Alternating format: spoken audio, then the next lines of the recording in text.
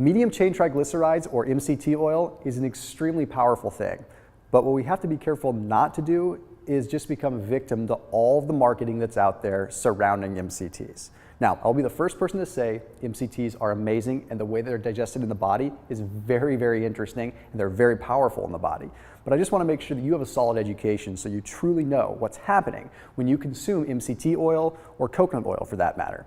And as always, if you haven't already, make sure you turn on notifications for my videos so you can see whenever I post up a live broadcast or a new coaching video. And also, if you haven't already, make sure you subscribe to this channel so you can get 3 videos per week on your favorite topics. Let's get right into the science. So to understand how a medium chain triglyceride works in the body, we first have to understand what a triglyceride is, and we have to understand what a fatty acid structure is. So when we look at dietary fats in the first place, all we have are different carbon atom chains. You see, we end up having these things that are called short chain fatty acids, long chain triglycerides or long chain fatty acids, and of course, the topic of interest today, medium chain triglycerides. Well, all that they are different carbon atoms that are linked together. For example, a short chain fatty acid is anywhere from 2 to 6 carbon atoms that are linked together. A long chain triglyceride or a long chain fatty acid, which is predominantly the fats that we consume, especially in the American diet, but almost all the fats that are not MCTs are LCTs, those are anywhere from 12 to 22 carbon atoms that are linked together. Then, of course, we have MCTs, MCT oil, medium chain triglycerides, just like the name implies, medium chain. It's a medium length chain of 6 to 10 carbon atoms. That's what makes it an MCT. So now we have to look at the word triglyceride for a second, because I think a lot of people get confused with triglycerides because they look at their blood work and they think that triglycerides are this crazy newfangled thing that only the doctors are looking at. Triglyceride is really just a technical term for fat. Okay, that's all we really have to be paying attention to. And there's ultimately 2 things that triglycerides can do in the body.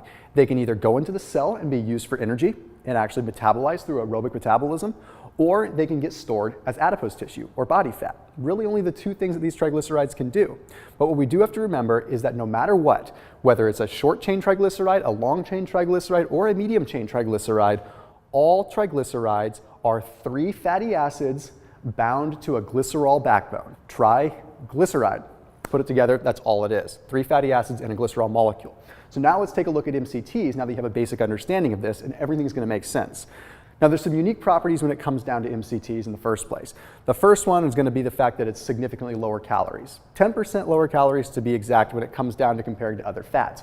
Most fats are 9 and 9.5 calories per gram, whereas MCTs are only 8. And the reason is because the shorter chain makes them digested quite a bit easier and they're converted into energy, which ends up having a quotient for us when it comes down to calculating calories. Because they are a shorter chain, they're absorbed significantly faster.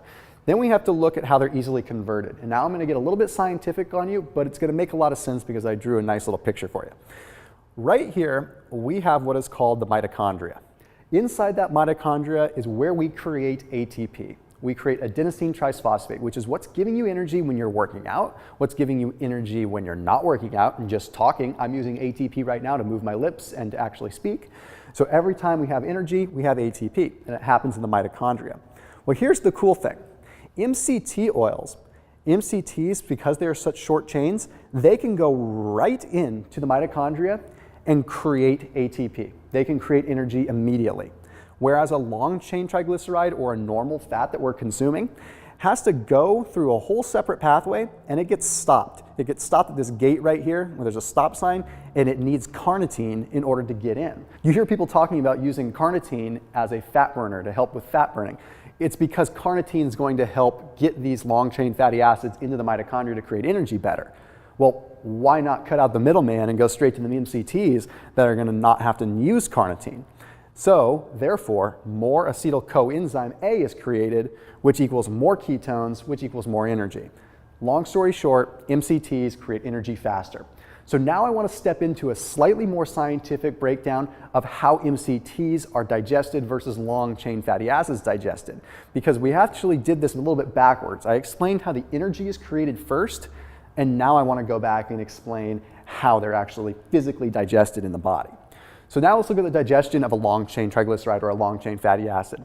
Okay, when you consume a long chain triglyceride, a regular fat, not an MCT, you end up having this process where the fatty acids are separated by an enzyme known as lipase. What this lipase does is it takes the fatty acids off of that glycerol molecule, okay? It takes that triglyceride, it breaks apart the glycerol and leaves you with fatty acids. These fatty acids go through a different enzymatic function and ultimately form something that's known as a micelle. And what this micelle does is it can cross through the intestinal tract, it can cross through what's called the enterocyte, and it gets into the lymphatic system. Once it's in the lymphatic system, it reattaches to a glycerol. Okay, so to make sure that you're tracking and following here, it starts as a triglyceride, it's broken down into a micelle, no longer a triglyceride. Then once it's back in your bloodstream and your lymphatic system, it turns into a triglyceride again because glycerol is reattached. This whole process involves the liver, it involves bile salts, and it's a very complex process. To break down fats is not easy. That's why they say they're harder to digest, quite literally. Now let's look at the MCTs and how those are digested. They get preferential absorption, okay? They get the absolute first-class treatment when it comes to this. Because of their shorter length, they don't need a micelle. They don't need to get converted into a micelle, but they're transported directly from what's called the portal vein into the liver, where they get preferential oxidation. So again, they get the VIP pass all the time. These MCTs, because they're shorter and easier to break down, go straight to the liver where they're oxidized for fuel. Then what happens inside the liver is actually really cool, because here's where it gets interesting. The liver now catabolizes these MCTs into shorter carbon chains. Remember how I mentioned the shorter the carbon chain, the easier to digest? So the liver breaks it down into C2 fragments. C2 meaning 2 chains, okay, just 2 atoms, 2 carbon atoms, so it's a really small chain. And what it does is it turns them into acetyl coenzyme A esters. A C2 fragment would be an acetyl coenzyme A ester. Now, I know I'm getting a little bit complex, but acetyl coenzyme A esters are basically the building blocks for energy in the mitochondria. Once we have the acetyl coenzyme A esters that are formed from the fat, which again, mind you, has been completely streamlined, then it gets metabolized by acetyl coenzyme A dehydrogenase. That's what breaks down the acetyl coenzyme A into acetoacetate and beta-hydroxybutyrate. What the heck is Thomas talking about? All of this means we don't have the middleman. We're going straight to the liver. We're getting converted into literally energy, and it's metabolized into ketone bodies that therefore give us even more energy, because we know that ketone bodies are extremely valuable when it comes to creating energy. All of this means at the end of the day that MCTs are efficiently burned and don't get stored as body fat. That's the whole point. A very small percentage, like less than 0.5% of the calories that are consumed from MCTs are ever stored as fat. They're almost always exclusively burned. So when you're on a ketogenic diet or a low-carb diet and you're not utilizing glucose metabolism, you want to get those MCTs in because your body will use them and it goes into straight up energy. So as always, if you like these kinds of videos and you like the whiteboard talk, let me know. Let me know in the comment section below, and I'll be sure to do more of these videos because I think they're a little bit more interactive and they give me a chance to explain more in-depth things without losing the audience. So I look forward to seeing you in the next video, and make sure you comment below. See you soon.